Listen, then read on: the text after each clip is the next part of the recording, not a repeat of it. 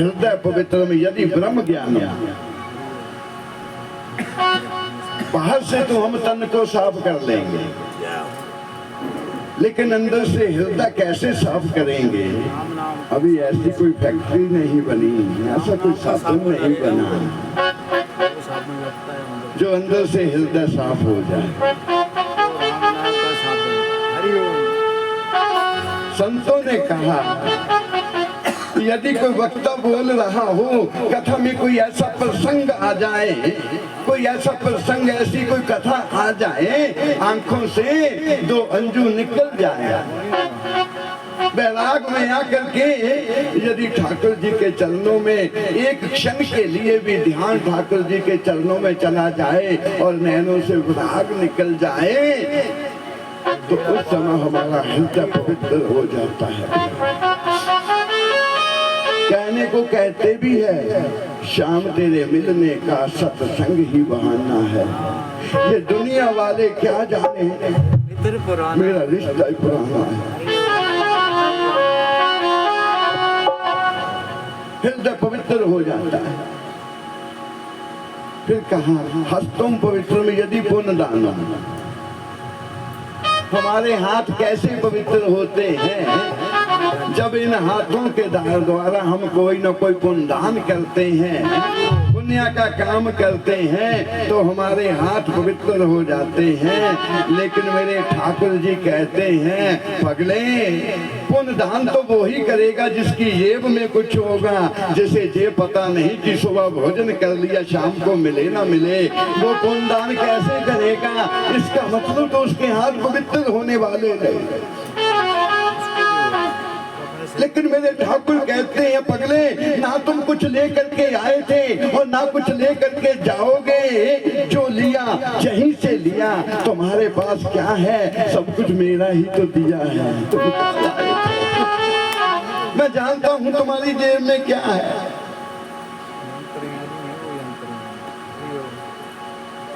धन नहीं है दान करने के लिए, तो ठाकुर जी कहते हैं ऐसा करना ना, किसी यज्ञ में जाकर के जूठी पत्तल उठा लेना तो भी आपके याद पवित्र हो जाएंगे। किसी ब्राह्मण के जूठे बर्तन मान लेना तो भी आपके याद पवित्र हो जाएंगे। ये भी नहीं हो सका क्योंकि हम VIP है ना, जूठी पत्तल थोड़ी ना उठाएंगे। ये भी नहीं हो सका तो मेरे सत्संग में बैठ करके ताली बजा लेना तो भी आपके हाथ पवित्र हो जाएंगे। आइए 2 मिनट के लिए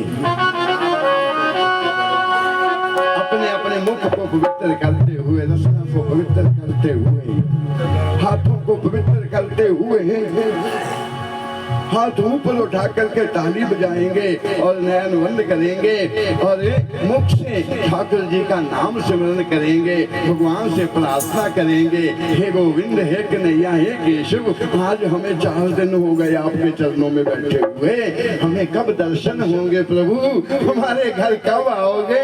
लेकिन हम भी हठी है, जब तक तुम नहीं आओगे तब तक हम भी आपको छोड़ने वाले। दोनों हाथ ऊपर उठा करके कहेंगे, हे कन्हैया, लड़ पड़िया तेरा काना, लड़ पड़िया तेरा काना, गुण छड़िया नहीं जाना।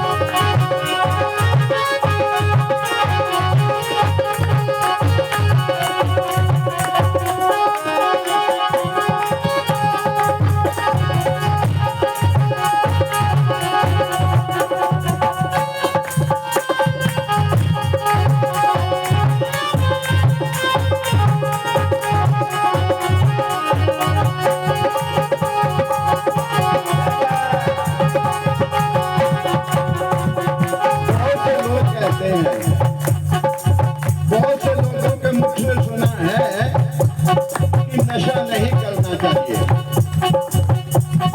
नशा नहीं करना चाहिए।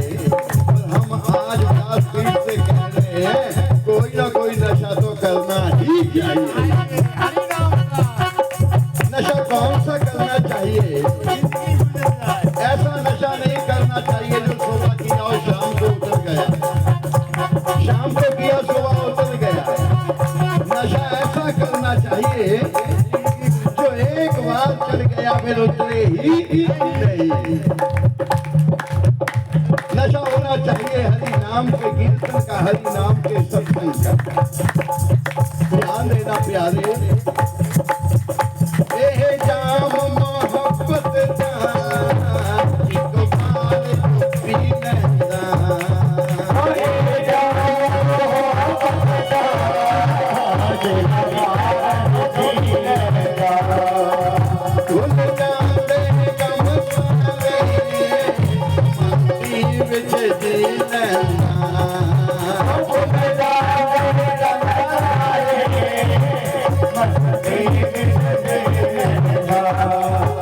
मस्ती चढ़ के उतरती नहीं। ध्यान देना प्यारे, नशा करके उतर जाएगा लेकिन भगवान के नाम की मस्ती एक बार चढ़ गई तो उतरती नहीं है। मस्ती चढ़ के उतरती नहीं, मस्ती चढ़ के उतरती नहीं, नशा चढ़ के उतर जाना।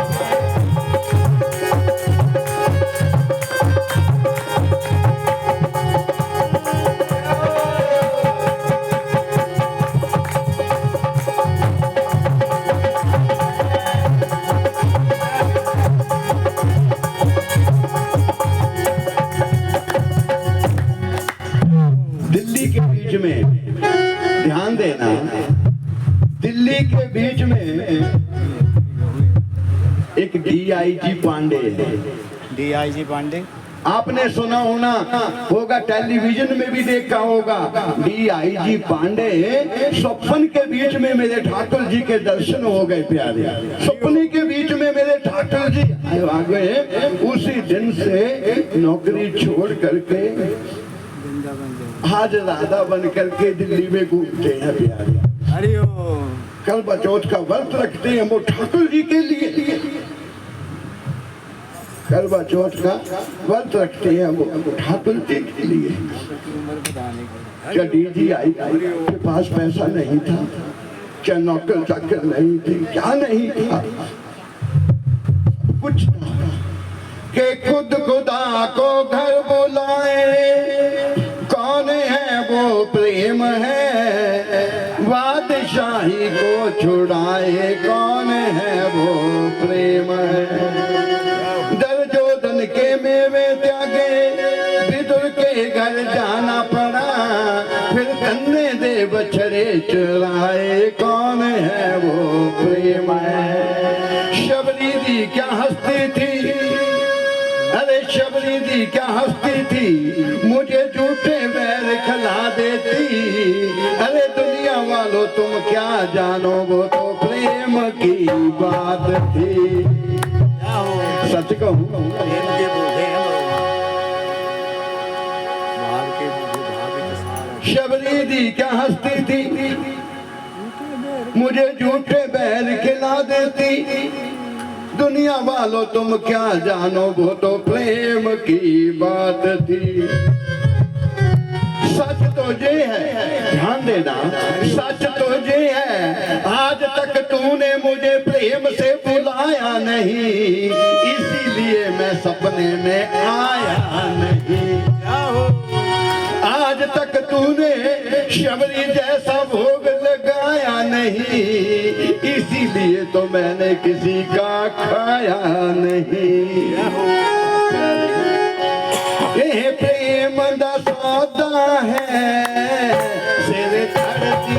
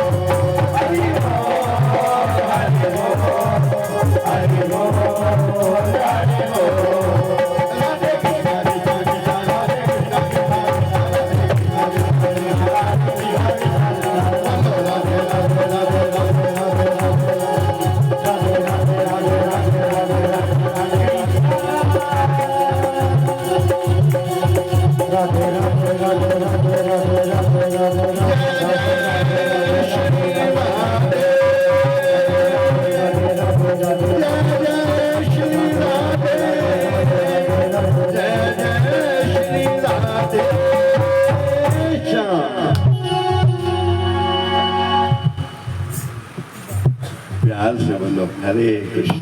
हरे कृष्णा। किसी ने पूछा, गुरु जी भागवत के अंदर राधा का विवाह तो रुक्मिणी से हुआ, सत्यभामा से हुआ, जामावंती से हुआ, कुंती से हुआ, जमुना से हुआ।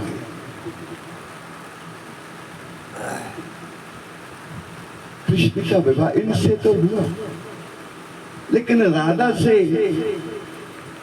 8 पटरानियों के अंदर राधा का नाम नहीं। प्रेम तक तो गया उसका। फिर भी रुक्मिणी का कोई नाम नहीं लेता, जामावंती का कोई नाम नहीं लेता।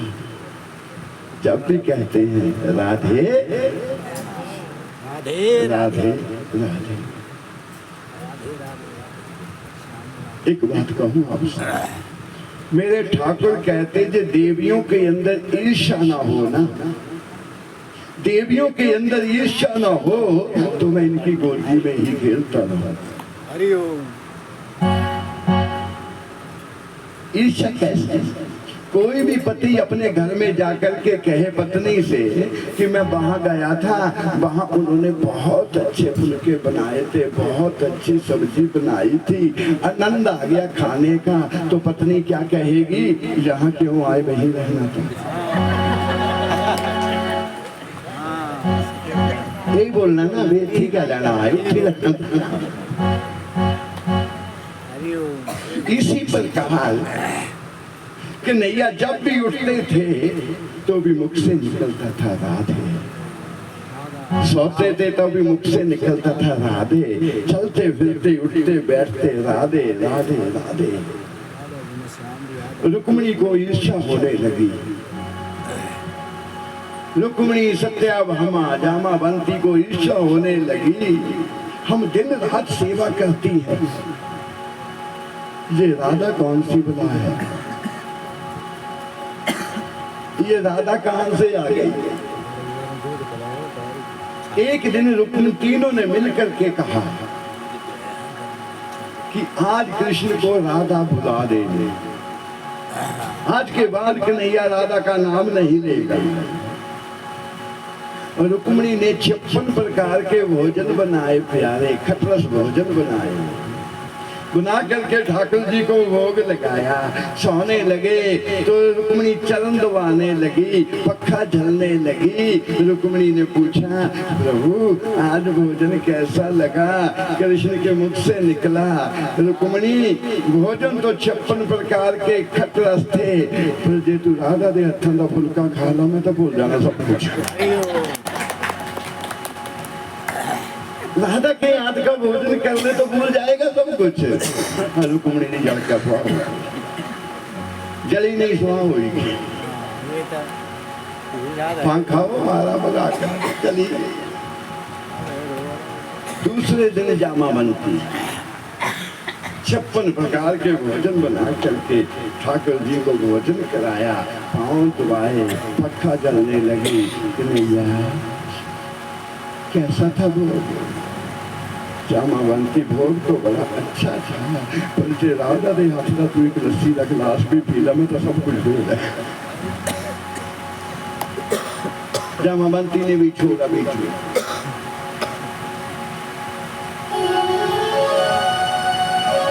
तीनों मिलकर के ईर्ष्या इतनी हो गई कि ये राधा है कौन, ये राधा है क्या? पता चला कि बरसाने में विषपान की छोरी है राधा। तीनों मिलकर के बरसाने में आ गया, बरसाने में आ गई। राधा का घर पूछा, राधा के घर आ गई, महल के आ गए, वह यही है राधा का घर, यही है। राधा सामने आई, कहा मैं राधा हूँ। तीनों मिलकर के कहने लगी तू राधा है? अरे पत्नियां तो हम हैं, लेकिन हमारा पति तुम्हारा नाम लेता है, हमारे पति से तुम्हारा नाता क्या है? हम हैं, नाम तुम्हारा लेता है, तुम्हारा नाता क्या है? राधा ने कहा, अरे देवी तुम्हारा केवल पति है, मेरे ठाकुर तो मेरे प्राणों के पति है, बस यही नाता है। तुम केवल पति समझती हो कि पति है, राधा के तो प्राणों के पति है।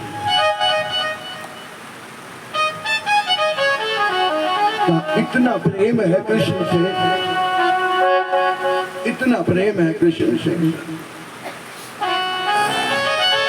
गोपी संवाद में आप सब सुनोगे, आज थोड़ा मन में आ गया कि आज राधा अष्टमी है, थोड़ा राधा में ही बोल दो, प्यार से बोलो हरे।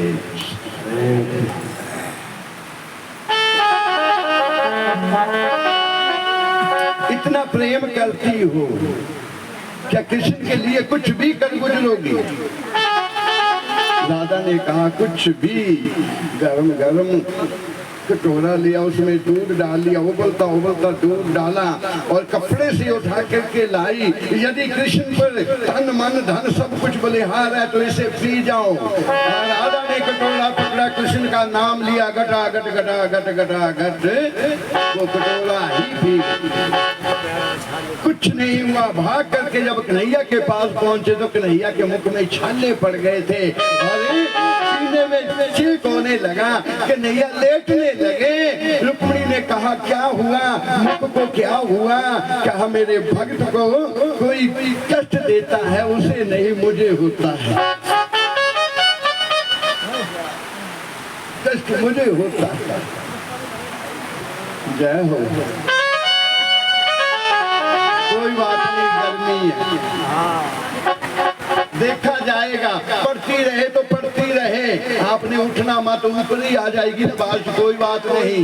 लगन तुझसे लगा बैठे, जो होगा देखा जाएगा।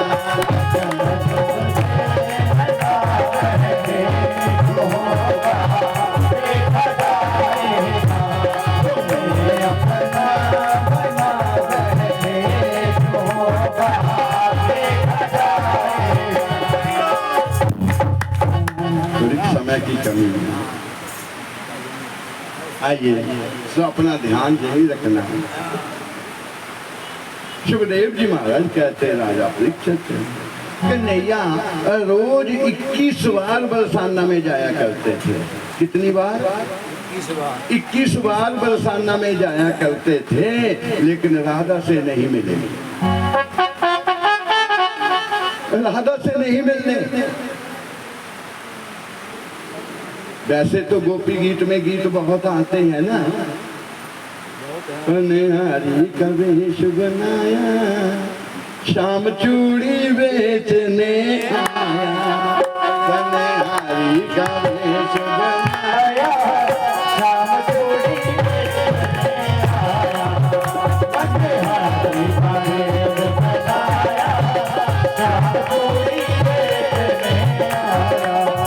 चूड़ी हरी नहीं पहनो, चूड़ी लाल नहीं पहनो, चूड़ी हरी नहीं पहनो, चूड़ी लाल नहीं पहनो, चूड़ी हरी नहीं पहनो, चूड़ी लाल नहीं पहनो, चूड़ी हरी नहीं पहनो, चूड़ी लाल नहीं पहनो। मुझे श्याम रंग है माया, श्याम चूड़ी बेचने आया, कन्हैया का वेश बनाया, श्याम चूड़ी बेचने आया।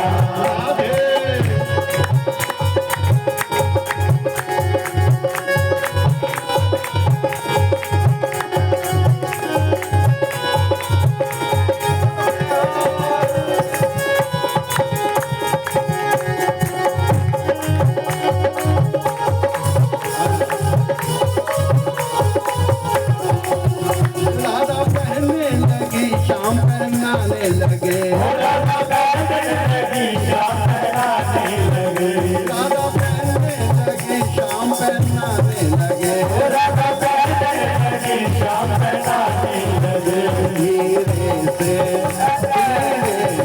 हाथ बढ़ाया, श्याम चूड़ी बेचने आया, हरि का वेश बनाया, श्याम चूड़ी बेचने आया, हरि का वेश बनाया, श्याम चूड़ी बेचने आया।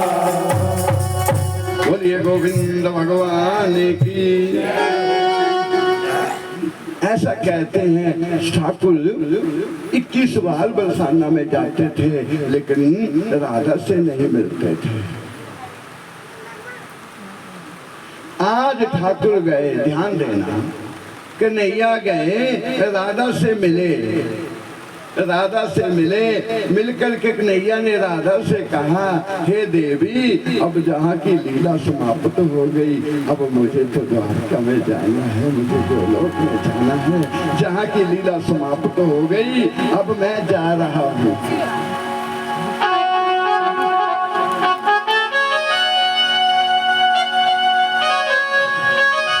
कन्हैया ने कहा अब मैं जा रहा हूँ।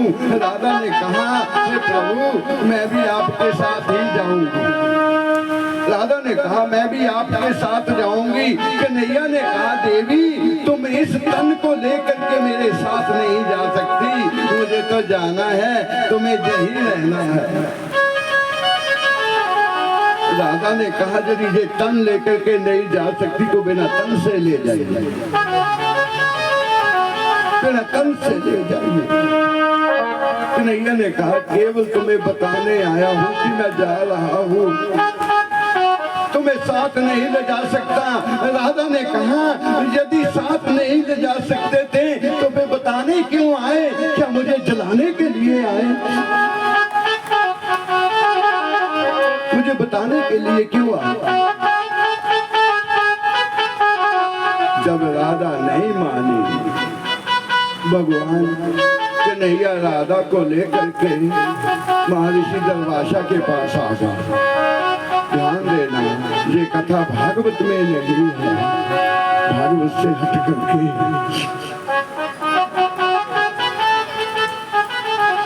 और कहा महर्षि दुर्वासा के पास लेकर के राधा को मेरे कन्हैया आए। कन्हैया ने दुर्वासा से कहा गुरुदेव राधा मानती नहीं है, कहती है साथ जाऊंगी। गुरुदेव ने भी कहा हे बेटी तुम कन्हैया के साथ नहीं जा सकती, क्योंकि इस तन के साथ कोई भी नहीं जा सकता। राधा ने कहा तो बिना तन से ले चलिए। जब राधा नहीं मानी प्यारे, महर्षि दुर्वासा ने कहा यदि जाना है तो एक शर्त है, बोलो तुम्हें मंजूर है? राधा ने कहा कृष्ण को पाने के लिए एक शर्त क्या, 1 करोड़ शर्त भी मंजूर है मुझे, बताइए। दुर्वासा ने कहा सुनो देवी, एक रथ होगा, ध्यान देना, एक रथ होगा, रथ के बीच में कन्हैया होगा, रथ के बीच में मैं बैठूंगा। यदि जाना है तो घोड़ी की जगह तुम्हें लगना होगा, तुम्हें घोड़ी की जगह लगना है। दुर्वासा ने कहा ध्यान रहे, नैनों में आंसू नहीं आने चाहिए, ना खुशी के ना कमी के। यदि नैनों से आंसू निकल गए खुशी के या कमी से, उसी जगह से तुम्हें वापस आना पड़ेगा।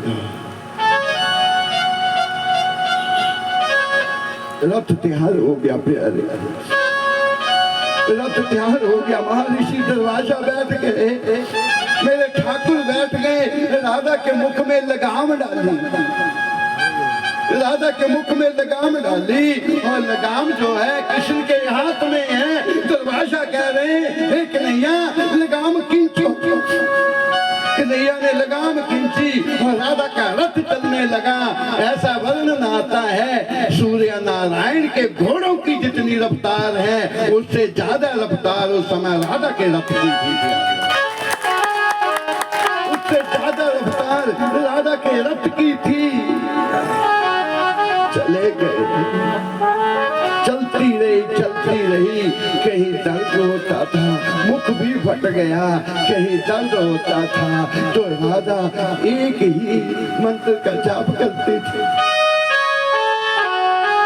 एक ही मंत्र का जाप किया करती थी। आप भी दोनों नैन बंद करके कर लीजिए। गोविंद हरे गोपाल हरे गोविंद हरे गोपाल हरे गोविंद हरे गोपाल हरे गोविंद हरे गोपाल हरे जय जय प्रभु दयाल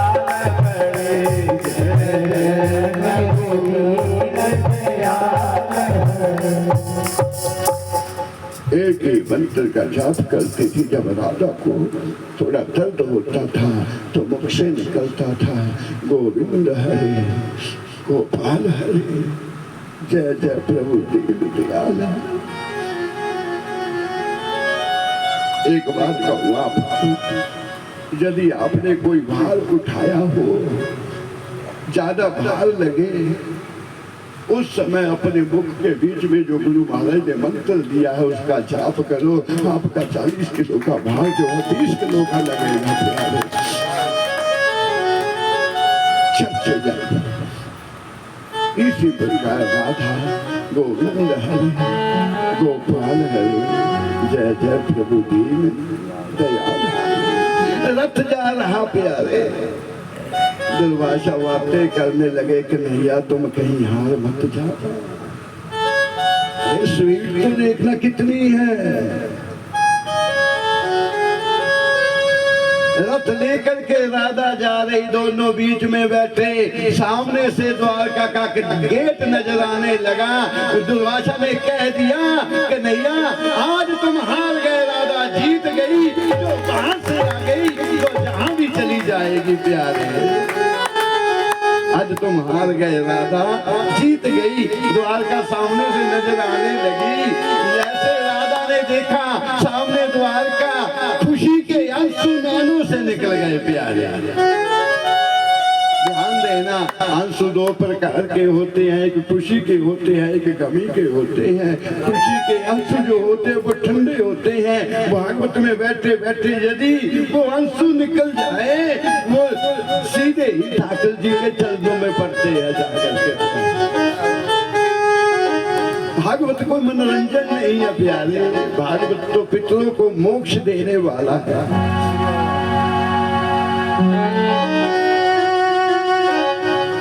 सामने गेट नजर आया, खुशी के आंसू नैनों से निकल गए। दुर्वासा ने कहा कि हे देवी,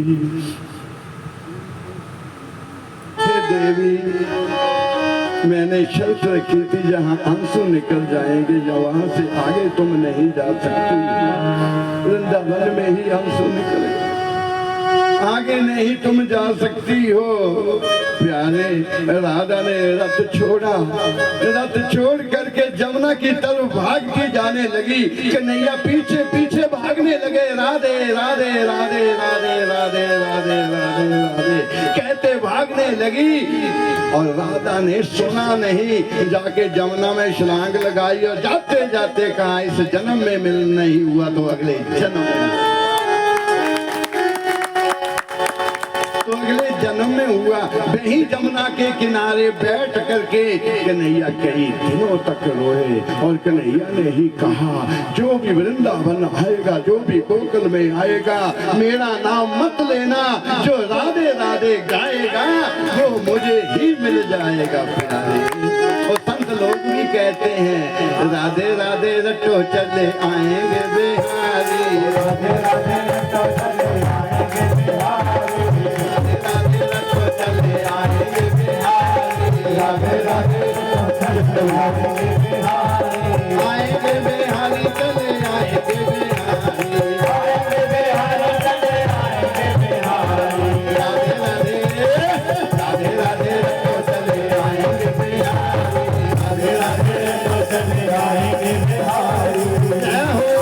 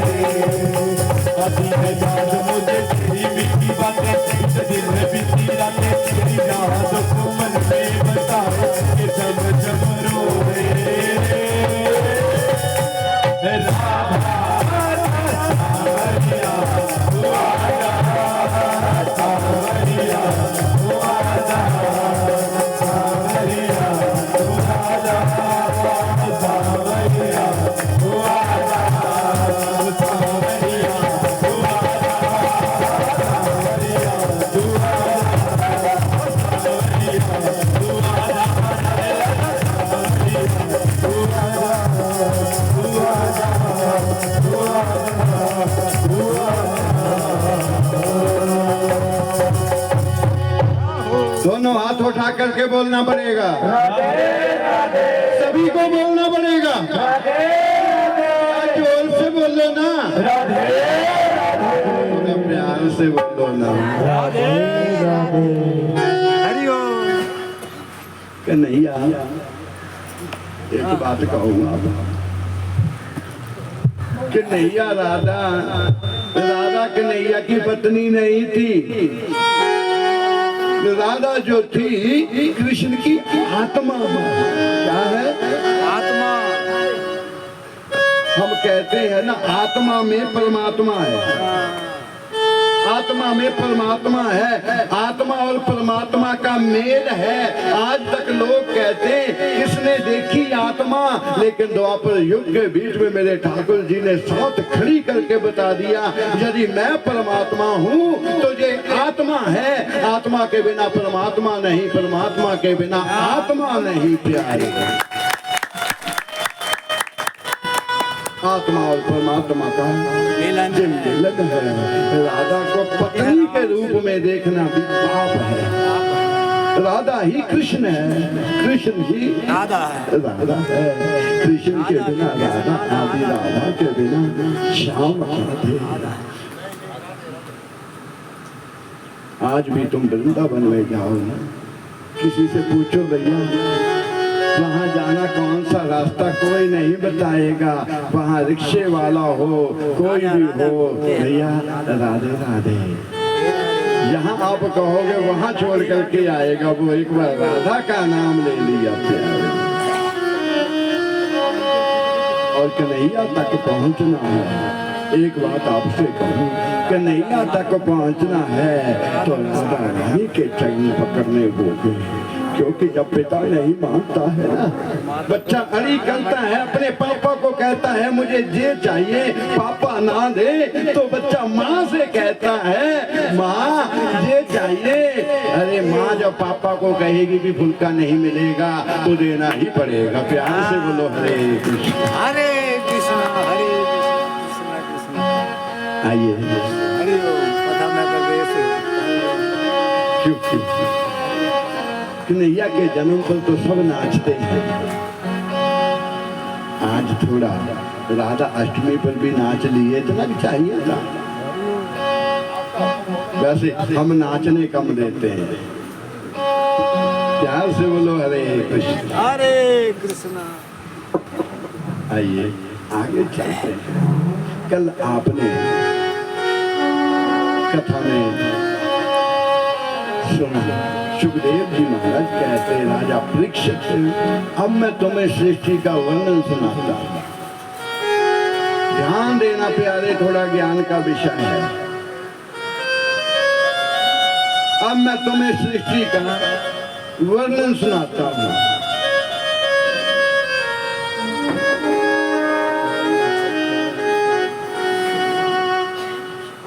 सृष्टि नहीं थी इस संसार के अंदर।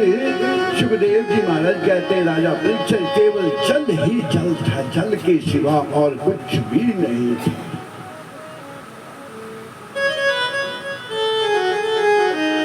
वो जल बाद में पिला देना था, केवल जल ही जल था, पृथ्वी नहीं थी।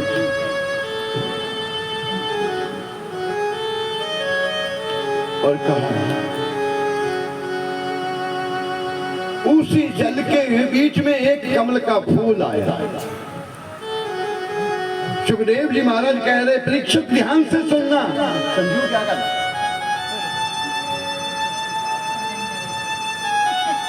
सुखदेव जी महाराज कह रहे राजा परीक्षित ध्यान से सुनना। पूरी सृष्टि के बीच में जल ही जल था, कोई भी पर्वत पहाड़ कोई घर नहीं था, केवल जल ही जल था। उसी जल के बीच में एक कमल का फूल आया और कमल के फूल के ऊपर ब्रह्मा जी विराजमान हुए। सिर्फ अकेला व्यक्ति, एक ही आदमी, कोई और कुछ नहीं। जल के ऊपर कमल का फूल आया, कमल के फूल के ऊपर ब्रह्मा जी विराजमान हुए।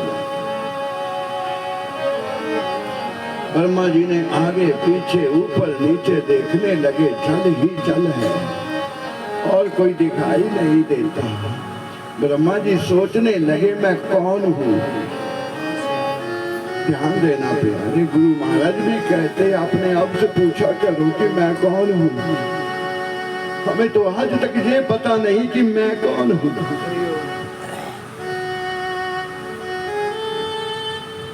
देखने लगे, ब्रह्मा जी अपने आप से पूछने लगे, मैं कौन हूँ, मैं कहाँ से आया हूँ, मुझे भेजने वाला कौन है, मैं कौन हूँ, कुछ पता ना चले। तो ब्रह्मा जी ने रोना शुरू कर दिया।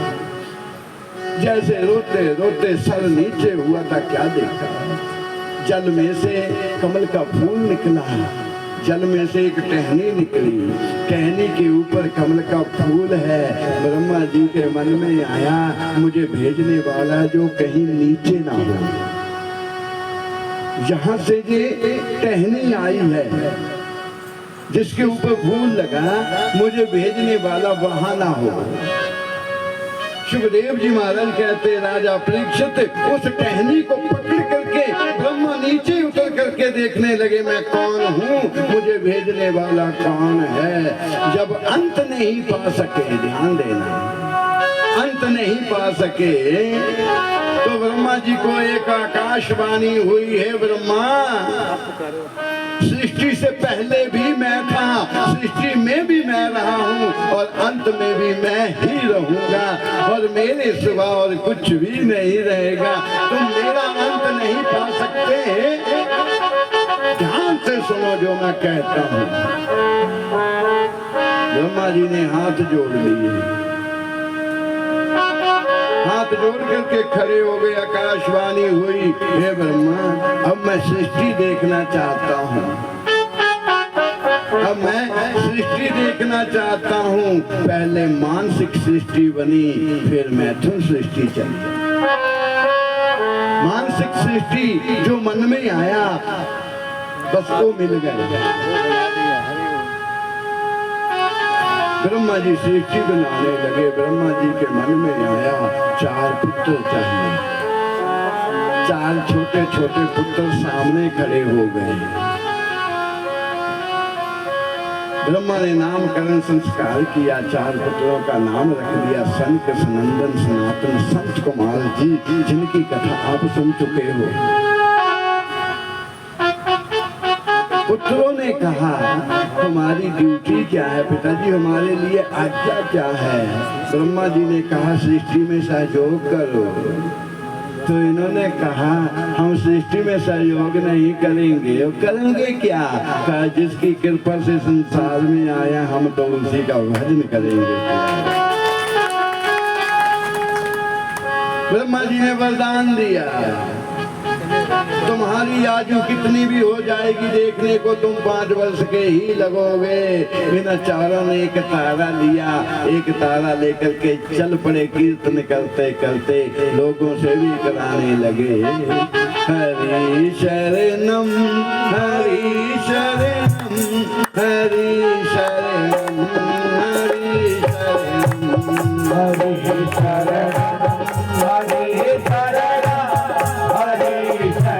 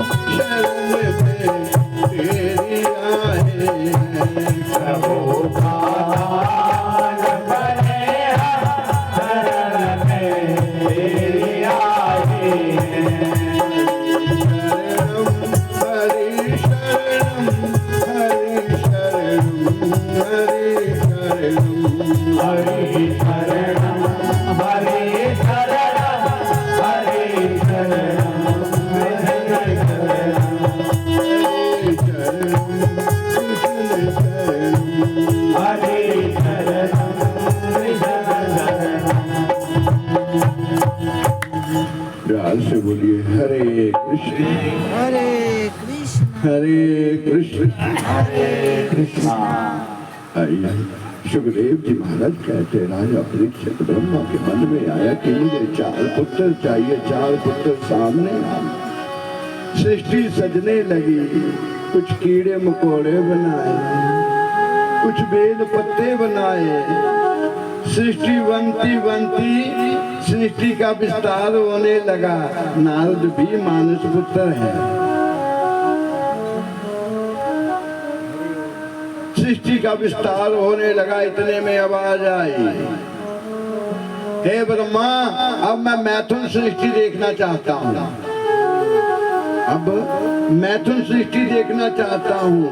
ब्रह्मा जी सोचने लगे मैथुन सृष्टि बनाने के लिए तो जोड़ा चाहिए, उसके लिए तो जोड़ा चाहिए। ब्रह्मा जी के मन में आया।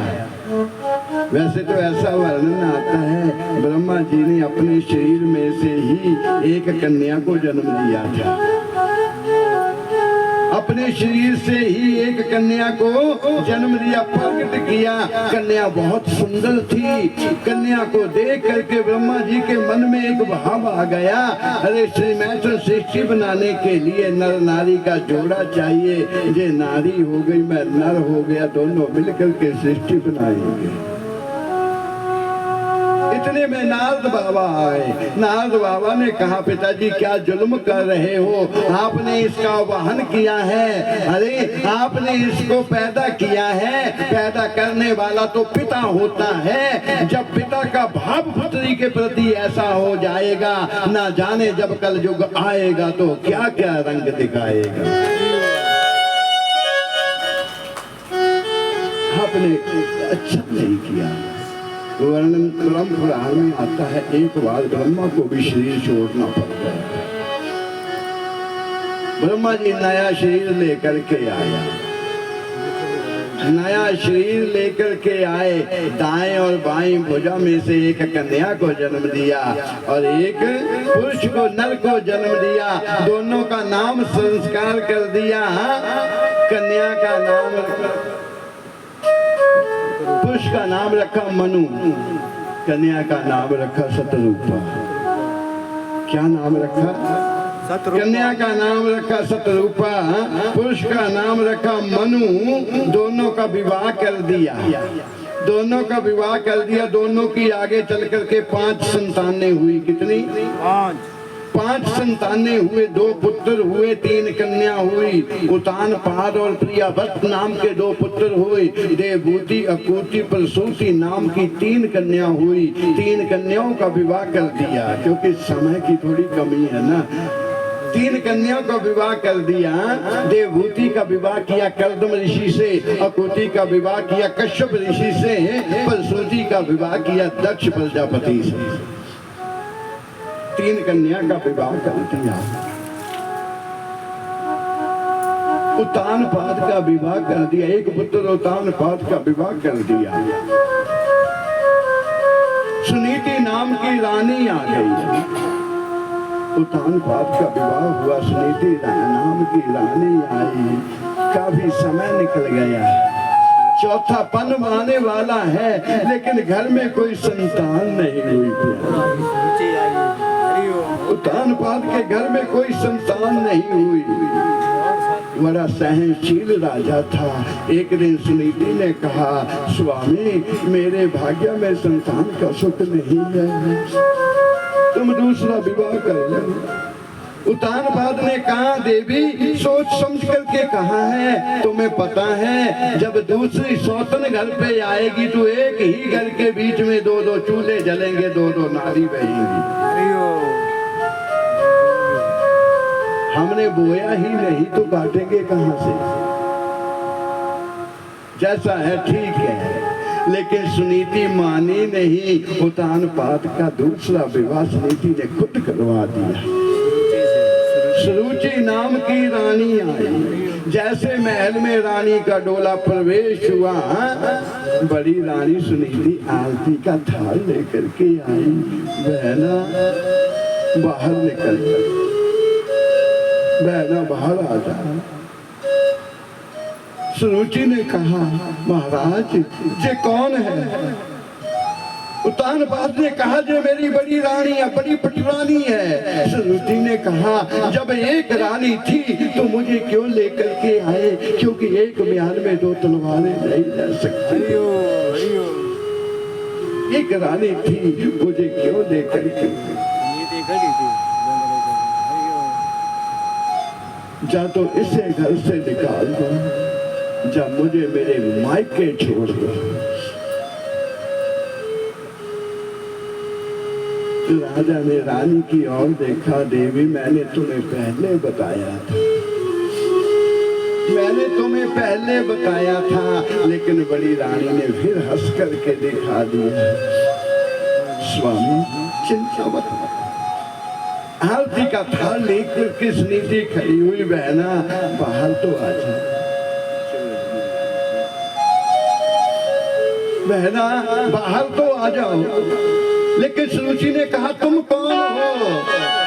बहना मुझे नौकरानी समझ लेना, तुम बाहर आ जाओ। महल भी तुम्हारा है, महाराज भी तुम्हारा है। जो तुम्हारे पेट से लाल पैदा होगा मैं उसे खिलाया करूंगी। हे मेरी बहना, 2 रोटी मुझे दे देना और कुछ नहीं।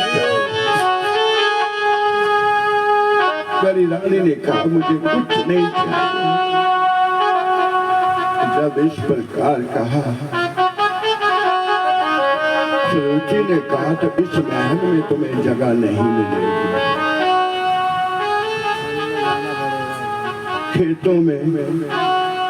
खेतों में कुटिया बना लो, वहीं 2 रोटी का आटा मिल जाएगा। वन में ही वहीं रहना, वहीं खा लेना, महल की तरफ देखना भी मत। महाराजा उत्तानपाद ने सुनीति की ओर देखा कि देवी मैंने तुम्हें पहले कहा था। सुनीति ने विरस करके कहा महाराज एक राज की क्या बात है, यदि एक गोदी का लाल मिल जाए तो ऐसे 100 राज्य बार दूं, ऐसे 100 राज्य बार दूं। एक बात आपसे कहूं, संसार में सबसे बड़ा धन जो है संतान का है प्यारे। संतान से बड़ा कोई धन नहीं है। सबसे बड़ा सुख है तो संतान का है, और सबसे बड़ा दुख भी है तो संतान का है। ध्यान देना, सुनीति ने कहा एक राज्य की क्या बात है, ऐसे 100 राज्य वाल तो चलिए एक गोटी का लाभ मिलता है।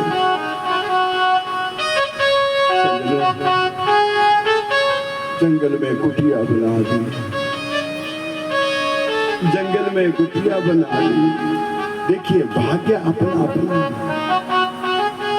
माता पिता अपनी बेटी का विवाह करते हैं ना, सब कुछ देखते हैं हमारी राजकुमारी को कोई कमी ना हो, लेकिन किस्मत किसकी लाएंगे, भाग्य किसका होगा।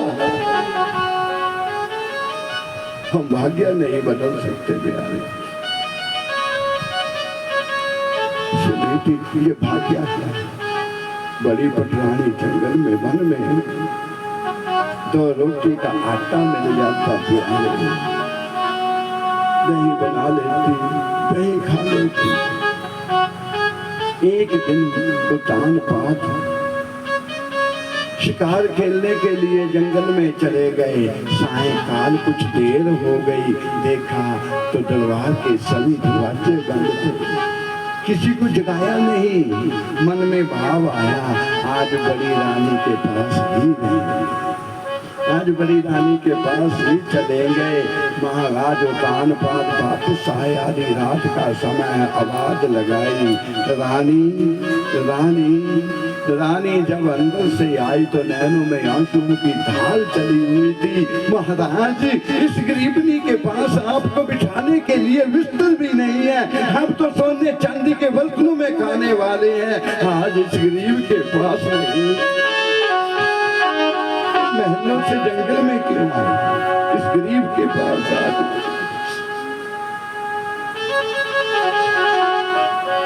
जैसे भी था महाराज को अंदर ले गई, घास फूस का बिस्तर बिछाया।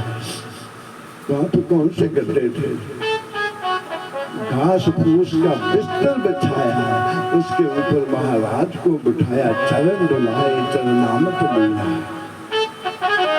सुखदेव जी महाराज कहते राजा परीक्षित ये तो एक बहाना था। उसी रात से बड़ी रानी जंगल में गर्भवती हो गई। बोलिए गोविंद भगवान की। बड़ी रानी जंगल में गर्भवती हो गई, छोटी महल में गर्भवती हो गई। समय आने के ऊपर ध्यान देना, समय आने के ऊपर। एक दिन नारद बाबा बड़ी रानी के पास आए। नारद बाबा से रानी ने पूछा, हे नारद एक बात बताओ, यदि इस घड़ी के बीच में संतान पैदा हो जाए वो बड़ी होकर के क्या बनेगी। नारद बाबा ने ध्यान लगाया, रानी यदि इस घड़ी के बीच में संतान पैदा हो गई वो बड़ा होकर के डाकू बनेगा, डाकू बनेगा। बाबा यदि एक घड़ी का समय निकल जाएगा, दूसरी घड़ी में संतान पैदा होगी वो क्या बनेगा। नारद ने यंत्र देखिए ध्यान लगाया, महारानी अगर एक घड़ी का समय निकल गया दूसरी घड़ी में संतान पैदा हो गई वो शूरवीर होगा, वो शूरवीर होगा। बाबा यदि 2 घड़ी का समय निकल गया तीसरी घड़ी में संतान पैदा हो वो क्या बनेगा। नारद बाबा ने ध्यान लगाया कि देवी यदि 2 घड़ी का समय निकल गया तीसरी घड़ी में ग्रह बदल जाएंगे, तीसरी घड़ी में बालक पैदा हुआ, बड़ा होकर के बहुत बड़ा भक्त बनेगा, जिसकी संत तपस्या करते रहते हैं उसी नारायण को तेरे घर लेकर के आएगा, तेरी कुटिया में लेकर के आएगा, बहुत बड़ा भक्त बनेगा। रानी ने मन में ठान ली कुछ भी हो जाए 2 घड़ी तक मैं अपनी संतान को जन्म ही नहीं दूंगी। ध्यान देना, बड़ी ताकत है स्त्रियों के अंदर, देवियों के अंदर, नारियों के अंदर बड़ी ताकत है। यदि अपने आप को पहचान ले तो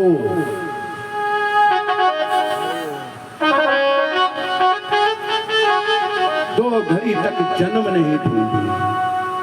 व्यास की पत्नी ने 12 साल तक सुखदेव जी को जन्म नहीं दिया था। ध्यान देना,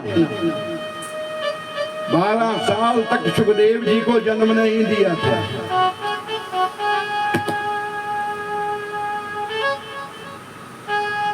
समय निकल गया। तीसरी घड़ी में बालक पैदा हुआ। नारद ने नामकरण संस्कार किया, उस बालक का नाम रखा ध्रुव। क्या नाम रखा? ध्रुव। उस बालक का नाम रखा ध्रुव। छोटी रानी ने बालक को जन्म दिया, उसका नाम रखा उत्तम। क्या नाम रखा? उत्तम। जोर से बोला करो। बड़ी रानी के बालक का नाम रखा ध्रुव, छोटी रानी के बालक का नाम रखा उत्तम। ध्रुव 1 साल का हुआ, 2 साल का हुआ, तीसरे साल का हुआ, 4 साल के जब ध्रुव हुए तो बच्चों के साथ खेलने के लिए चले गए ध्रुव। और बच्चे, ध्रुव ऐसा था कोई भी खेल में आ जाता था तो ध्रुव जीत जाते थे। आज तक ध्रुव को किसी ने जीता नहीं था, ध्रुव ही जीत करके आते थे। जितने नाल के बच्चे के साथ के उन्हें ईर्ष्या होने लगी, ईर्ष्या होने लगी कि ये हर बारी जीत जाता, हम हर बारी हार जाते, इससे हम इसे अपने साथ खेलने नहीं देंगे। मगर हटाएं कैसे? एक दिन ध्रुव खेलने गए, बच्चों ने इनकार कर दिया, तुम हमारे साथ नहीं खेलोगे। ध्रुव ने कहा कि मैंने कौन सी गलती की? सभी बच्चों ने कहा सुनो, इसलिए नहीं खेलोगे क्योंकि तुम्हारा अता पता कोई नहीं है, तुम्हारी माँ का तो पता है, पिता का पता ही नहीं, इसलिए तुम हमारे साथ नहीं खेलोगे।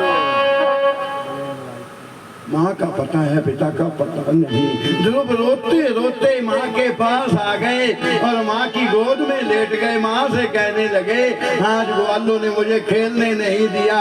माँ, ग्वालों ने कहा तुम्हारा पिता कौन है? तुम ही बताओ, तुम्हें तो पता है, बताओ मेरा पिता कौन है? माँ बताओ मेरा पिता कौन है? जब इस प्रकार पूछा तो बड़ी रानी के नैनों से आंसू जाने लगे। कहा बेटे, तेरा पिता इस शहर का शहंशाह है, तेरा पिता इस शहर का राजा है। ध्रुव कहने लगे, पिता शहंशाह हो और माँ भिखारन हो। यदि पिता राजा है तो माँ भी रानी होनी चाहिए, यदि पिता सेठ है तो माँ भी सेठानी होनी चाहिए।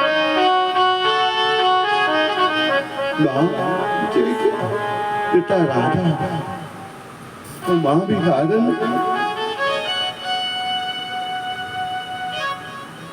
माँ ने रोक दिया ध्रुव को, आगे कुछ मत बोलना। आपने पूछा था पिता कौन है, मैंने बता दिया, कुछ मत बोलना। आज ध्रुव के मन में आया कि पिता के पास जाऊंगा, आज पिता से मिल करके आऊंगा। छोटा सा ध्रुव भागते हुए महल में चले गए। महल में गए, महल में जाकर के उतान भाग में देखा ध्रुव आया, उठा करके आसन के ऊपर अपनी गोदी में बिठा लिया ध्रुव को। उत्तम आए, दूसरी गोदी में उत्तम को बिठा लिया। ध्रुव को लाड लडाने लगे, उतान पाद दोनों को लाड लडाने लगे। इतने में छोटी माँ आई। छोटी माँ ने जब ध्रुव को देखा आग बबूला हो गई। एकदम ध्रुव को हाथ से पकड़ा, हाथ से पकड़ा, पकड़ करके नीचे पटका और बोल दिया, अरे भिखारन के बेटे, यदि इस गोद में बैठना था तो मेरी कोख से जन्म लेकर के आता। ये गोद तेरे लिए नहीं है, ये तो तुम के लिए है। और चांटा लगा दिया। लोग भागते दौड़ करके आ गए। माँ की गोद में बैठ गए। माँ की गोद में बैठ करके ध्रुव फूट फूट करके रोने लगे। और जैसे ध्रुव रोने लगे तो माँ के नैनों से भी आंसू की ढाल जाने लगी। क्योंकि बच्चों को चोट लगती है तो दर्द माँ को होता है, दर्द पिता को होता है। बच्चा बाहर से रोता है, माँ अंदर से रोती है। माँ तो माँ होती है। सच कहूँ आपसे, जितने भी नौजवान ये कथा सुन रहे हैं प्यारे, मंदिर जाओ ना जाओ कोई बात नहीं, मंदिर जाओ ना जाओ कोई बात नहीं। यदि माता पिता घर पर है, सुबह उठ करके पिता को भगवान करके प्रणाम कर लेना और माँ को जगदम्बा मान करके प्रणाम कर लेना। आज व्यासपीठ से वादा करता हूँ, कहीं भी जाओगे तुम जीत जाओगे, संसार में कोई तुम्हें हराने वाला नहीं होगा।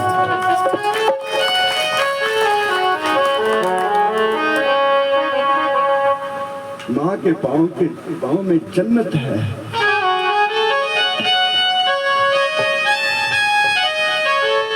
माता पिता ही भगवान है, बच्चों के लिए माता पिता भगवान है।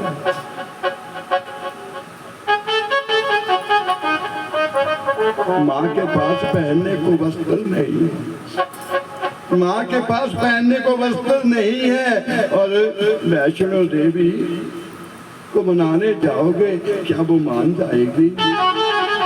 कभी नहीं मानेगी। पिता को जल नहीं पीने को जगत पिता को मिलने चले हो, क्या वो मिलेगा? नहीं मिलेगा। होता है बड़े बड़े शहरों में ऐसा होता है प्यारे। पानीपत में हम गए एक बार कथा करने, कथा की उन्होंने शेजा दी, 4x6 का बेड दिया, बड़ी अच्छी सेजा दी, सोने की अंगूठी पाई, बहुत अच्छी सेजा करी उन्होंने। गुरुजी आपके लिए मेरे मन में आया, अरे मैं पानीपत से कहाँ नंगा लेकर के जाऊंगा, इतना तो किराया लग जाएगा। आपके जहाँ कोई वृद्ध आश्रम है ना, तो उसमें दे दो। कहते वृद्ध आश्रम तो है प्यारे, तो गुरुजी आप साथ चलेंगे। हम भी साथ चले गए। वृद्ध आश्रम में जाकर देखा तो एक मैया एक बूढ़ा ऐसे थे। एक मैया को देखा, एक बाबा को देखा,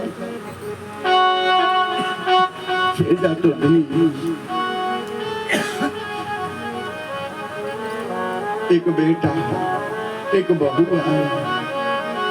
बाबा ने जब उस बेटा को देखा तो नैनों से रोने लगा, नीर बहाने लगा, माँ भी रोने लगी।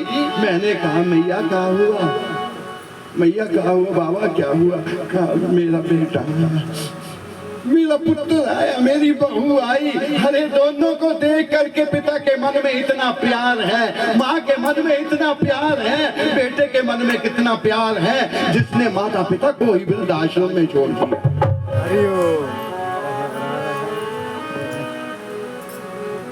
मुझसे रहा नहीं गया, मैंने पूछ ही लिया। मैं कहा बेटे एक बात बताओ, क्या काम करते हो? गुरुजी टीचर हो।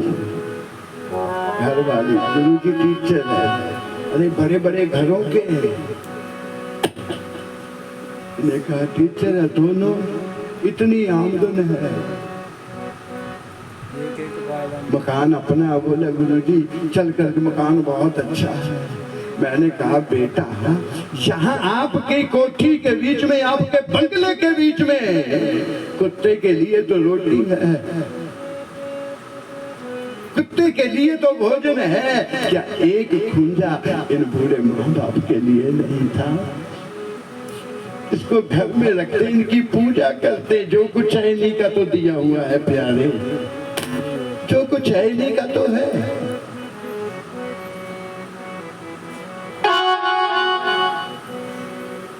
क्योंकि कथा में हम कह देते हैं बेटी को संस्कार घर से मिलते हैं, बेटी घर से संस्कार लेकर के जाएगी। बेटी को यही समझाना कि ससुराल में जाना बेटे, उनकी सेवा करना तुम्हारा फर्ज है। फर्ज लेकर के जाओगी तो हक अपने आप मिल जाएगा। यदि हक लेने जाओगी ना फर्ज मिलेगा ना हक मिलेगा, कुछ ऐसी शिक्षा अपनी बेटियों को देना चाहिए, क्योंकि हम अपनी बेटी को समझा रहे हैं, तुम्हारे घर भी किसी की बेटी आएगी। जैसे संस्कार हम अपनी बेटी को देंगे और माता पिता को देख करके ही बच्चे समझते हैं। बच्चे अनजान नहीं होते, बच्चों को पता है मम्मी का दादी के साथ क्या हिसाब है। क्या बच्चों को पता नहीं है? दिलाई देंगे अपनी भाषा च ना, दादे का ठूठा पोते ने पोते गुरु महाराज मेरे सुनाया करते थे। फौजी भाई था बेचारा दुखी, कई दिनों बाद आया, पत्नी दुखी हो गई। बोला क्या हुआ? बोला पापा इतना भी ठुकता उठा भी ठुकता उठा गंद पाकर रखे पापा पे।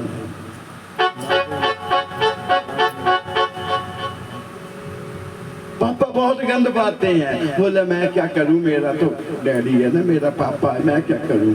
बोला मैं बताती हूँ क्या करना। बोला क्या करना? बोला इसे दरिया में फेंकाओ, इसे ले जाओ दरिया में फेंक करके आओ। अब पत्नी है,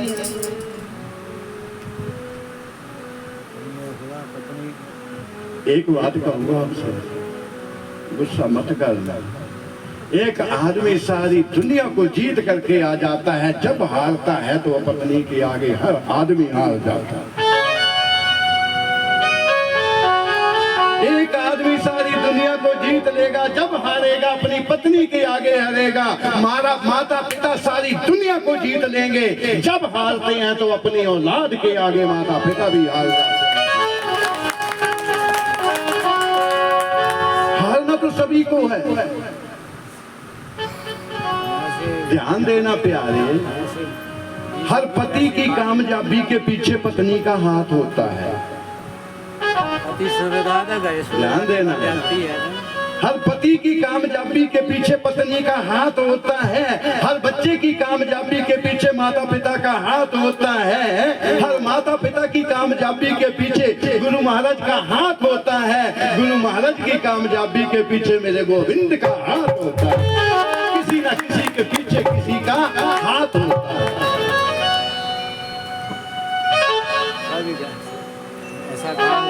कह देते ना, इसकी क्या औकात थी, ये हाथ उठा देता, इसके पीछे जरूर किसी का हाथ है। तभी ऐसा काम होता है, किसी का हाथ होता है। ध्यान से बोलो हरे कृष्ण हरे कृष्णा। गुरु महाराज सुनाया करते थे, वो बेचारा फौजी बोला डैडी आज सैर करने जाना। पापा कंधों के ऊपर उठा लिया, पापा भी खुश है। आज बेटा मुझे कंधों के ऊपर उठा करके ले चला, पता नहीं कौन सी सैर कराएगा। चलता चलता दरिया की तरफ चला गया, दरिया में के बीच बढ़ गया, पापा को कंधों पे उठाया है। आगे पुत्र कहाँ जा रहा हूँ पापा, क्या बताऊँ मैं तुम्हें जहाँ फेंकने आया हूँ। पापा ने कहा बेटे थोड़ा आगे करके फेंकना। कहा पापा कहाँ? जहाँ पानी कम है। बोले नहीं पानी कम नहीं है, इस जगह तो मैंने अपने पापा को फेंका था, तू मुझे थोड़ा आगे करके फेंक, तेरा बेटा आएगा उससे आगे ले जाएगा। प्यारे जैसा बीजोगे जैसा बोगे वैसा ही काटा जाएगा।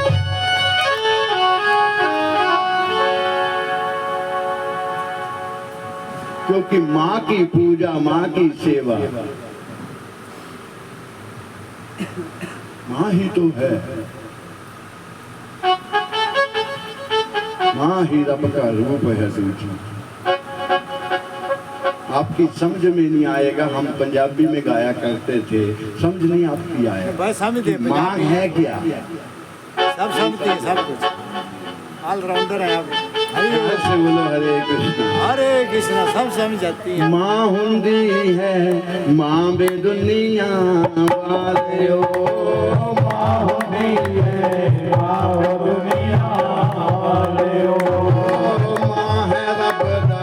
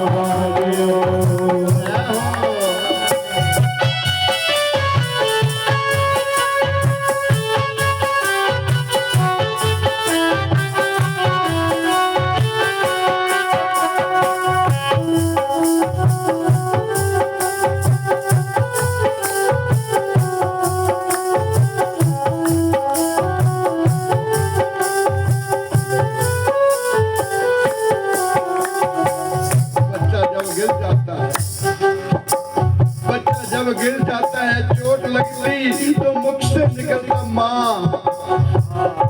जब बच्चा जन्म लेता है पहला नाम निकलता है माँ। माँ बिना कोई लाड न लाना, रोंदे नो कोई चुप न कराना। माँ बिना न कोई लाड लगाऊंगा, रोंदे कोई चुप न करूंगा। माँ बिना कोई लाड न लाना, रोंदे नो कोई चुप न कराना। माँ बिना कोई लाड लगाऊंगा, रोंदे कोई चुप न करूंगा। माँ है ठंडड़ी शाम दुनिया वाले हो। माँ है दुनिया वाले हो, माँ है दुनिया वाले हो।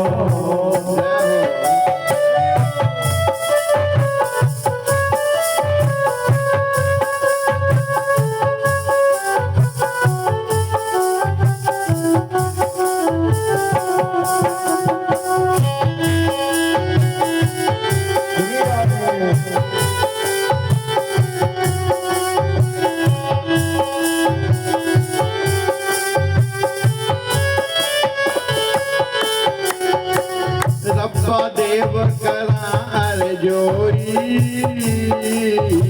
बच्चा दी माँ मरे न कोई। रब्बा देव करार जोई,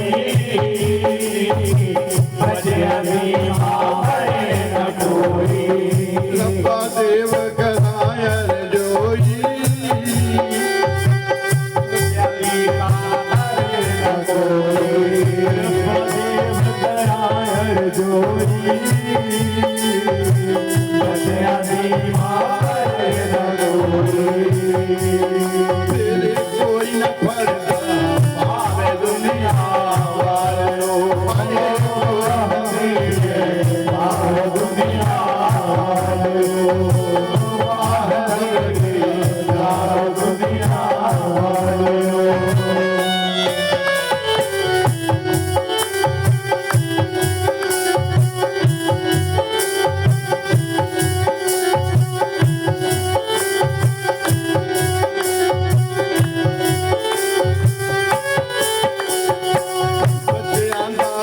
माना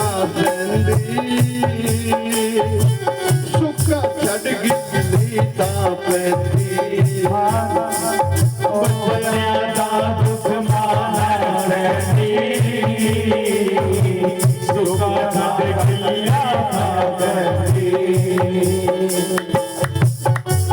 पति पत्नी थे।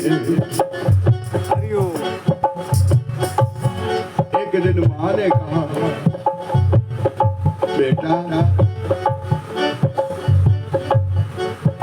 मेरा कर्ज नहीं दे सकता। माँ क्या कर्ज है तुम्हारा? हर समय कर्ज बताती हो, क्या कर्ज है तुम्हारा? बेटा इतना कर्ज है, काम को तो जाना है, जाने से पहले एक बार अपना मुखड़ा दिखा दिया कर, मुझे और कुछ नहीं चाहिए। एक बार 2-4 मिनट मेरे साथ बैठ करके बात कर लेना, और मुझे कुछ नहीं चाहिए, मुझे कुछ नहीं चाहिए।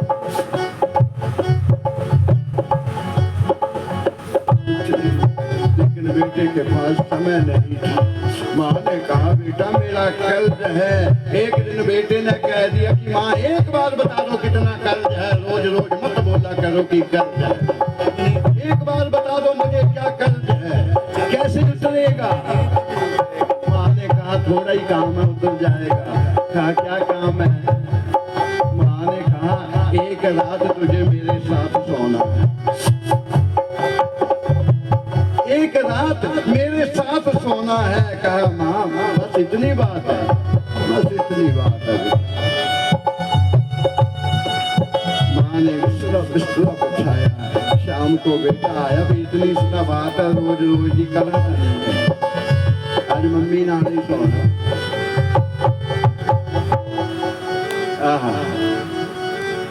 बिस्तरा तो है,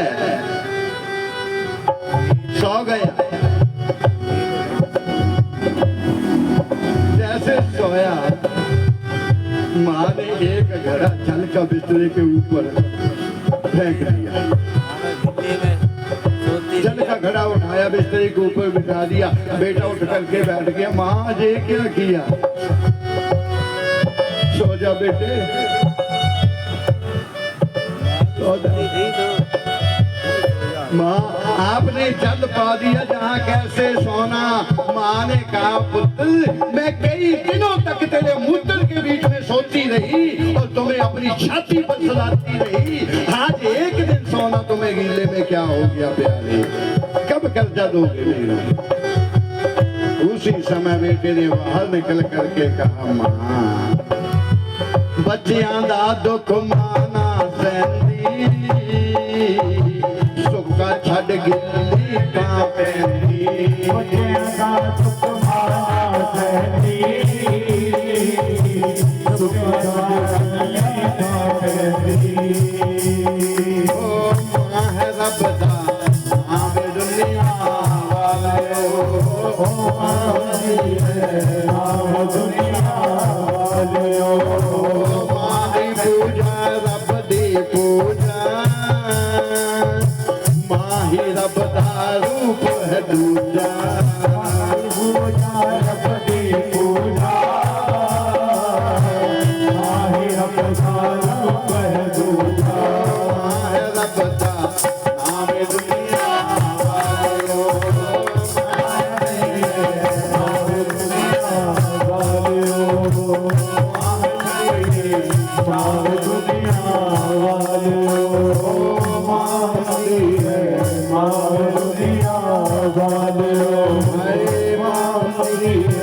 नाम दुनिया वाले, आपकी समझ में आया कुछ नहीं? पंजाबी नहीं समझ आई? बहुत गाने सुनती है पंजाबी के। जिसकी समझ आया वो हाथ खड़ा करके बताओ कि हमारी समझ आया। क्या बात है, क्या बात है। फिर कोई गाल बराबर ही है बराबर प्यार से बोलो हरे कृष्ण। कथा में चले हुए थे, ध्रुव माँ की गोद में बैठ करके रोने लगे। माँ की गोद में बैठ करके ध्रुव रोने लगे। माँ के नैनों से भी नीर जाने लगा। माँ ने पुत्र से कहा ध्रुव, मुझे एक बार बताओ, तुमने किसने कष्ट दिया है? जिसने उंगली उठाई और उसकी मैं उंगली ही काट दूंगी, जिसने गाली दी उसकी जीवा ही काट दूंगी। पुत्र एक बार बोल तो सही, किसने तुम्हें कष्ट दिया है? ध्यान देना प्यारे, माँ ममता की मूर्त है। माँ ममता की मूर्त है। यदि बच्चों के ऊपर कोई कष्ट आ जाए, वो ही माँ दुर्गा भी बन जाती है, वो माँ कालका भी बन जाती है, सारी दुनिया से लड़ जाती है अपने बच्चों के लिए।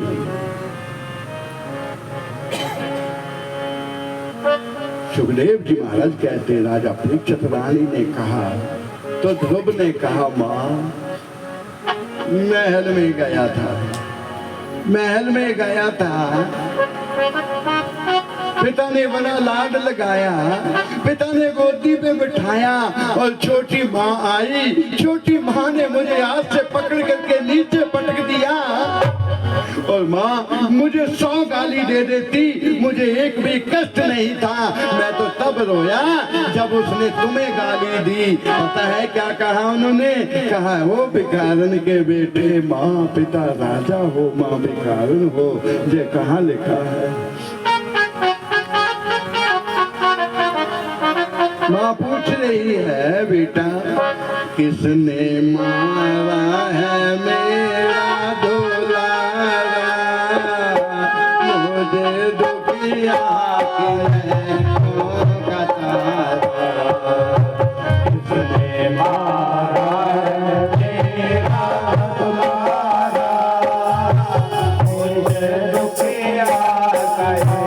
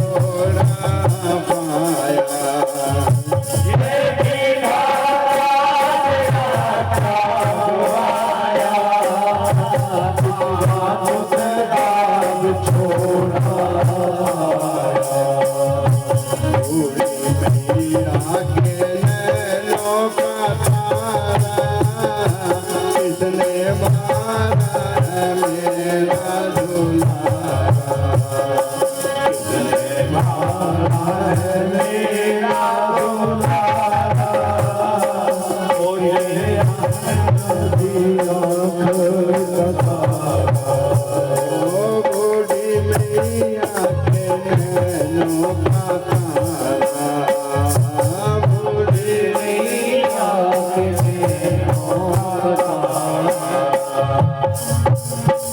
मैया के नैनों में आंसू है, ध्रुव के नैनों में आंसू है। जब पता चला कि पिता की गोदी में बैठा छोटी माँ ने ऐसे कहा, पहले तो कह रही थी मैं उंगली तोड़ दूंगी, मैं जीवा काट दूंगी, लेकिन जब पता चला कि महाराज ये घटना महल की है, महारानी चुप हो गई।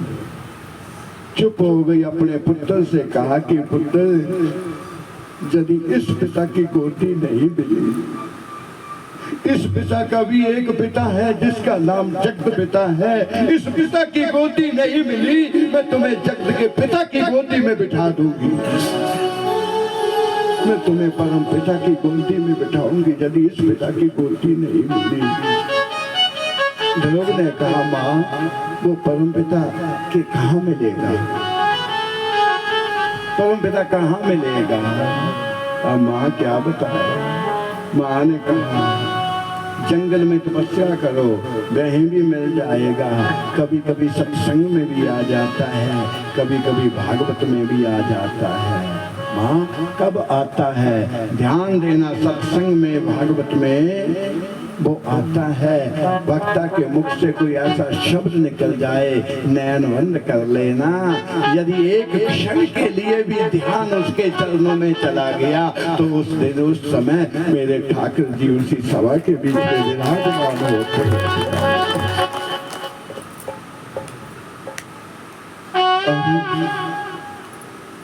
फिर कहा फिर तप करो तो भी मिल जाएगा, जंगल में जाकर के अकेले पुकारो, उसे बुलाओ, तप करो। अब ध्रुव ने कहा माँ, ध्रुव निकल चले। माँ अब उसकी गोदी में बैठ करके ही तुम्हें तुम्हारी कुटिया में लेकर के आऊंगा, जब तक उसकी गोदी नहीं मिलेगी तब तक मैं घर पर नहीं आऊंगा, कुटिया में नहीं आऊंगा। ध्रुव जैसे निकल करके जाने लगे, माँ फूट फूट करके रोने लगी। ध्रुव से कहा बेटा ठहर जाओ, मैं कहीं से दही मांग करके लाती हूँ, तू भी रोटी खा ले, मैं भी रोटी खा लूँ, फिर जाना। लेकिन ध्रुव ने कहा माँ जैसे उपदेश दिया वैसे विदाई दो ना, जैसे उपदेश दिया वैसे विदाई दे दो। रानी रोती रह गई और ध्रुव घर से निकल गए। ध्रुव घर से निकल करके जंगल में पहुंचे, पुकारने लगे हे परमपिता तुम कहाँ हो, हे परमपिता तुम कहाँ हो, परमपिता तुम कहाँ हो। ऐसा थोड़ी ना मिल जाते। रास्ते में नारद बाबा मिले, ध्रुव से कहा तुम कैसे ढूंढ रहे हो? कहा मेरी माँ ने बताया इस पिता का भी पिता है, लोग जिसे जगत पिता कहते हैं परम पिता भी कहते हैं, मैं उसी के पास जाना। नारद ने कहा तुम छोटे हो, घर चले जाओ। बोला नहीं घर नहीं जाऊंगा, अब तो उसी के घर जाऊंगा प्यारे। नारद बाबा ने कहा इसके लिए तुम्हें किसी के सतगुरु के पास जाना पड़ेगा, क्योंकि सतगुरु जो रास्ता बताएंगे वो ही रास्ता ही गोविंद के घर को जाता है प्यारे, इसलिए तुम्हें अपने गुरु महाराज की शरण में जाना पड़ेगा। किसी को अपना गुरु बनाओ। ध्रुव ने कहा अब गुरु ढूंढने कहाँ जाऊंगा बाबा, तुम ही मेरे गुरु बन जाओ। नारद बाबा के चरणों में लेट गए। नारद बाबा ने दोनों हाथ सर पे रख लिए, एक मंत्र दिया, बेटा इस मंत्र का जाप करना, उस समय तक जाप करना जब तक वो परम पिता सामने न खड़ा हो जाए। आज्ञा इतना जाप करना। कौन सा मंत्र दिया? आप भी दोनों हाथ ऊपर उठा करके जप लीजिए थोड़ी देर। हरि ओम नमो भगवते वासुदेव, हरि ओम नमो भगवते वासुदेव, हरि ओम नमो भगवते वासुदेव।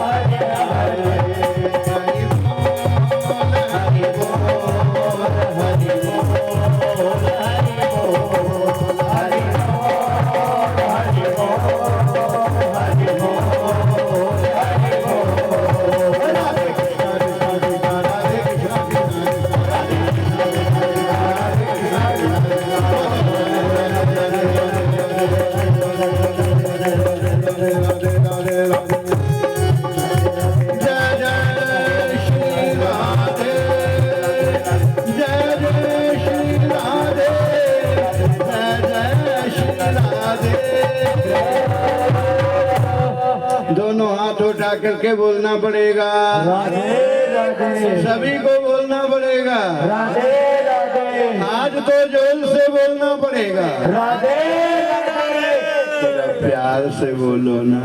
राधे राधे आइए सुखदेव जी महाराज राजा परीक्षित ध्रुव को मंत्र दिया नारद ने, हरि ओम नमो भगवते वासुदेव।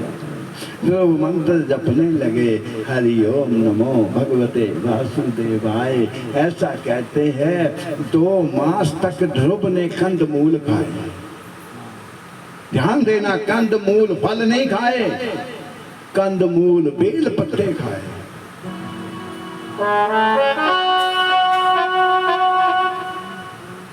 2 मास तक कंदमूल खाए, 2 मास के बाद कंदमूल खाना बंद कर दिया। केवल जल पी करके जाप करने लगे, केवल जल पी करके।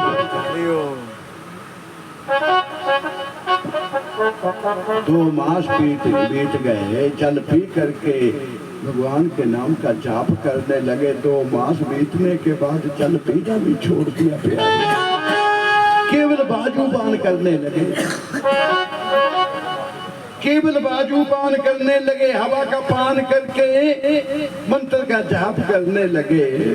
ध्रुव सूख करके कान्हे जैसे हो गए। अब जिसने 6 मास से कुछ खाया नहीं, 2 मास से जल नहीं पिया, क्या हाल होगा, उससे तो बोला भी नहीं जा रहा, प्यारे। ध्रुव गिर पड़े, ध्रुव गिर पड़े, बैठ गए। नाम जपना नहीं जानता तो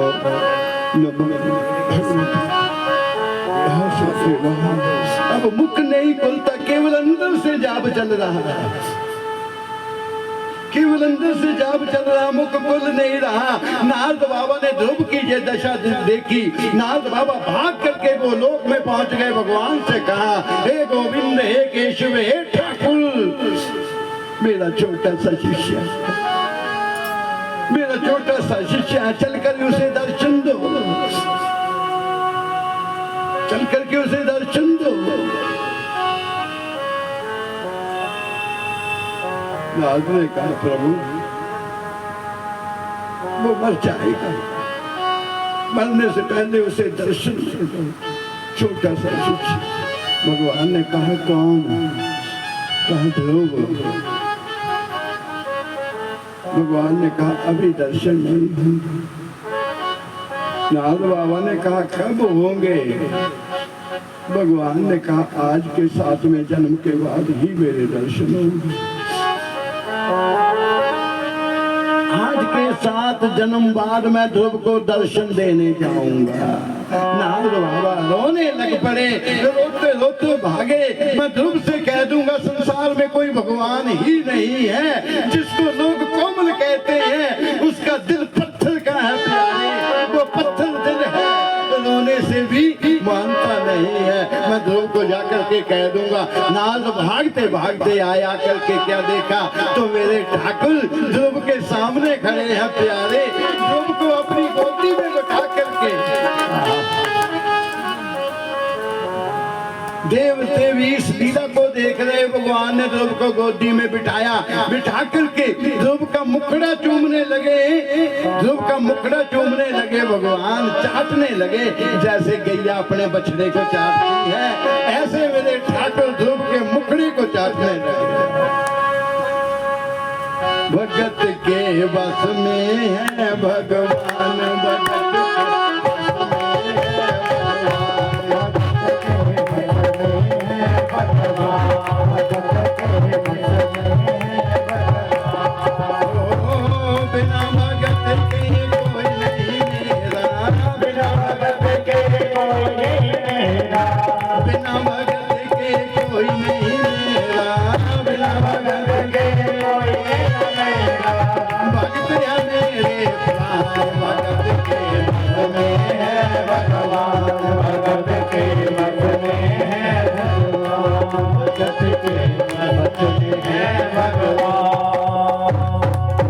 भगवान तो भक्त के बस में रहते हैं। नारद बाबा ने जब ये देखा दृश्य, ये दृश्य देखा तो नारद बाबा ने पूछा और भगवान को देख करके ध्रुव हंसने लगे। भगवान को ऐसे देखा तो ध्रुव हंसने लगे, ध्रुव को देख करके भगवान हंसने लगे, भगवान को देख करके नारद हंसने लगा, नारद को देख करके सुखदेव जी महाराज कथा करते करते हंसने लगे, सुखदेव जी को देखकर राजा परीक्षित हंसने लगे, परीक्षित को देखकर सारा संसार हंसने लगा। ये किसी को पता नहीं कि हम हंस क्यों रहे, ये किसी को पता नहीं कि क्यों हंस रहे हैं। संसार ने परीक्षित से पूछा, परीक्षित तुम क्यों हंसे? कहा गुरुदेव को देख कर। गुरुदेव से पूछा तुम क्यों हंसे? गुरुदेव ने कहा नारद को देख कर। नारद से पूछा तुम क्यों हंसे? कहा भगवान को देख कर। भगवान से पूछा भक्तों ने प्रभु तुम क्यों हंसे? कहा अपने भक्त को देख कर, अपने भक्त को देख। नारद ने पूछा प्रभु एक बात बताइए, आपने कहा था कि 7 जन्म के बाद ही दर्शन होंगे, आपने झूठ बोलना कब से शुरू कर दिया? आपने कहा मैं 7 जन्म के बाद दर्शन देने जाऊंगा, फिर मुझसे पहले ही क्यों आ गए? ध्यान देना प्यारे। भगवान ने कहा हे नारद आपने पूछा था मेरे भक्त को दर्शन देने कब जाओगे?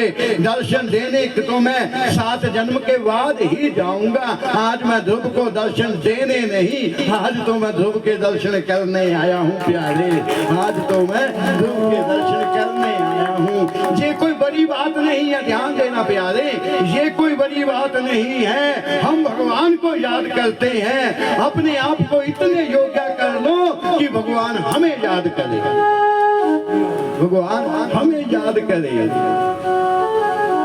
नहीं भी आने चाहते वो आने पर मजबूर कर दो कि तुम्हें आना ही पड़ेगा, क्योंकि भगवान भक्तों के वश में होते आए हैं। भगतान ने रब वश कीता, प्रेम दिया पाके डोरा।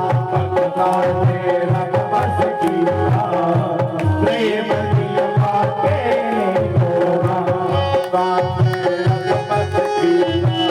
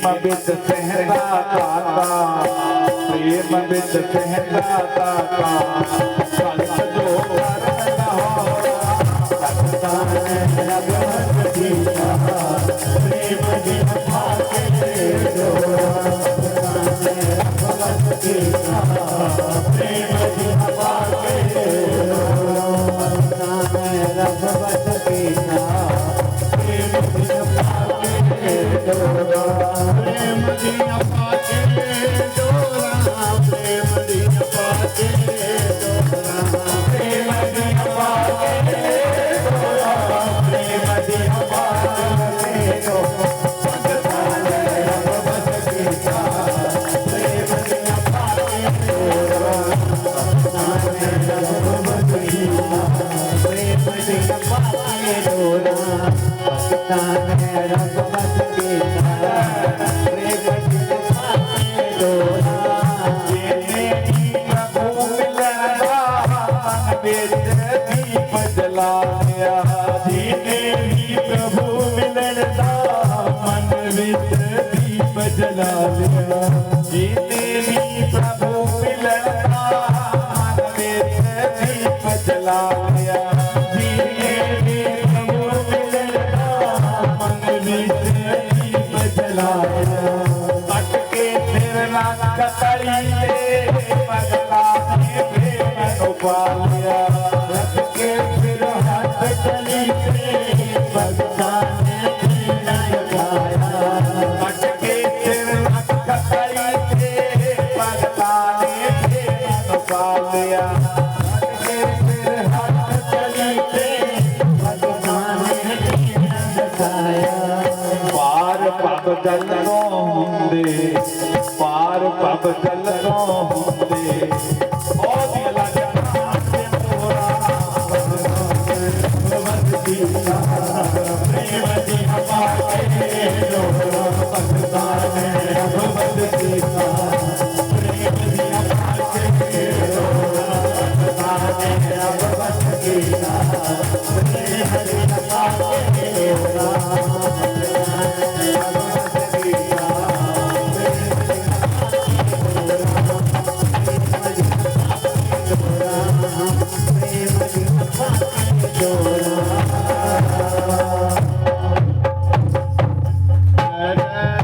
श्री राधे लगता भुल के ज्यादा खाते में तेन हजम नहीं होना